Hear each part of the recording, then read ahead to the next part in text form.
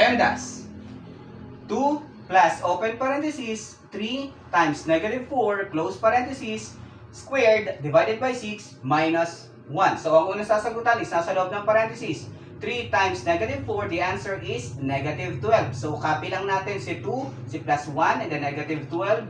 Copy si divided by 6, and then minus 1. And then next kay parenthesis is exponent. Sino ang naka-exponent? Si negative 12. So, negative 12 times negative 12, the answer is positive 144. So, copy lang again si 2, and then si plus 144. Copy si divided by 6, and then minus 1. Next kay exponent is multiplication, pero wala tayo dito, kaya skip na tayo kay multiplication. Punta tayo kay division. So, 144 divided by 6 is equal to 24. So, copy ulit, 2 plus 24 minus 1. Next one kay PEMDAS is addition. So, 2 plus 24 is equal to 26. Copy lang natin si minus 1. And then the last one is 26 minus 1. The answer is 25 or positive 25.